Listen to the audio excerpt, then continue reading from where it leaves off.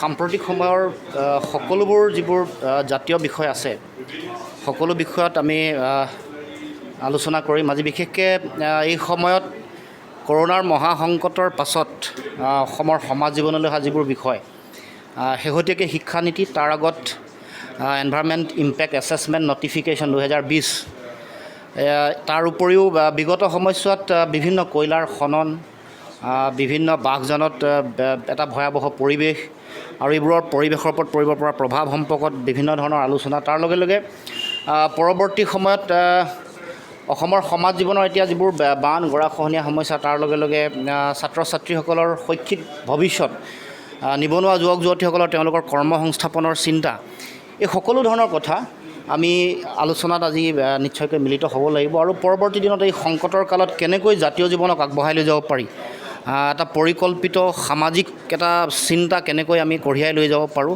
শিক্ষা, সমাজৰ আন আন বিষয়সমূহ, জাতীয় জীৱনৰ মূল বিষয়সমূহ, এই সকলো ধৰণৰ কথা বতৰা আলোচনা হ'ব। আৰু আমি পৰৱৰ্তী দিনত অসমৰ সমাজ জীৱনক এটা সঠিক দিশ ৰাস্তা আমি দেখুৱাব পাৰিম বুলি আমি আশা ৰাখিছোঁ।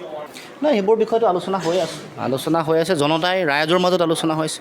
গতিকে ৰাইজৰ আলোচনা আমি কেনেকৈ আগবাঢ়িম, ৰাইজৰ আলোচনাবোৰক লৈ সেই সম্পৰ্কত আমি মূল বিষয় আমি ছাত্ৰ সন্থাই আমাৰ যিবোৰ শৈক্ষিক যিবোৰ বিষয় আছে, আন আন সামাজিক যিবোৰ বিষয় আছে, জাতীয় যিবোৰ বিষয় আছে, সেইবোৰৰ ওপৰত বিস্তৃত আলোচনা হ'ব।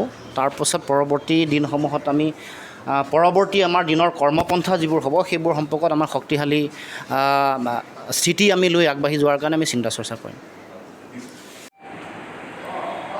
COVID-19 এই পৰিৱেশৰ মাজত গোটেই ৰাজ্যখনত ছাত্ৰ সন্থাৰ প্ৰত্যেকজন সদস্যই দুৰ্গত ৰাজ্যক সহযোগ আগবঢ়াইছিল আৰু এতিয়াও বানপানী খহনীয়া আক্ৰান্ত ৰাইজক সেই সহযোগ আগবাঢ়ি থকা হৈছে। এই সময়তে আমি আমাৰ ৰাজ্যিক কাৰ্যনিৰ্বাহক সদস্যসকলক আমি মাজত আলোচনা কৰিবলৈ সমবেত হৈছোঁ। শাৰীৰিক দূৰত্ব, ছ'চিয়েল ডিষ্টেঞ্চিং ৰক্ষা কৰি স্বাস্থ্যসন্মত সকলো নিয়ম নীতি পালন কৰি আমাৰ এইটো আলোচনা হ'ব। আৰু বিশেষকৈ আজি ছাত্ৰ ছাত্ৰীৰ লগত জড়িত শিক্ষানীতিৰ ওপৰত বিশেষভাৱে আলোচনা হ'ব। আৰু তাৰ লগে লগে আমাৰ হাইস্কুল শিক্ষান্ত পৰীক্ষাৰ উচ্চতৰ মাধ্যমিক শিক্ষা সংসদৰ শিক্ষান্ত পৰীক্ষাৰ যিসকল ছাত্ৰ ছাত্ৰী বিশেষ স্থান লাভ কৰে তেওঁলোকক আমি কেন্দ্ৰীয়ভাৱে অভিনন্দন জনাওঁ, জিলা পৰ্যায়ত অভিনন্দন জনাওঁ। গতিকে এই সময়টোততো সেই পৰিৱেশটো নাই। গতিকে সেই কৃতি ছাত্ৰ ছাত্ৰীসকলক ঘৰতে গৈ পেলাই কেনেকৈ অভিনন্দন জনাব পাৰি তাৰো এটা ৰূপৰেখা অংকনৰ আলোচনা হ'ব।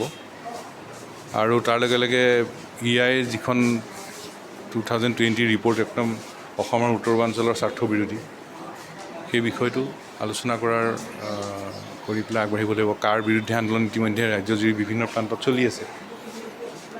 মূলতঃ এইখিনি কথাৰ আলোচনা হ'ব। তাৰ লগে লগে বান খহনীয়া আক্ৰান্ত ৰাইজক ইতিমধ্যে সহযোগ কৰি থকা হৈছে। লকডাউনৰ ফলত অসুবিধাৰ সন্মুখীন হোৱা ৰাইজক সহযোগিতা আগবাঢ়ি থকা হৈছে। এই কথাখিনিকে আমি মত বিনিময় কৰি আজি আলোচনা হ'ব। আজি এইখিনি কথাই আলোচনা হ'ব। ইতিমধ্যে আমি কৈছোঁৱেই যে আন্তঃগাঁথনি নথকাকৈ এই ৰাষ্ট্ৰীয় শিক্ষানীতি অসাৰ হ'ব। আন্তঃগাঁথনি লাগিব, প্ৰাথমিক স্তৰৰ পৰা একদম সকলো স্তৰলৈকে। যদি আন্তঃগাঁথনি যদি নাথাকে এই শিক্ষানীতিখন অসাৰ হৈ পৰিব। সেইকাৰণে আজি কাৰ্যনিৰ্বাহকত এই বিষয়বোৰ আলোচনা হ'ব। আজি কাৰ্যনিৰ্বাহকত এই বিষয়ে আলোচনা হ'ব।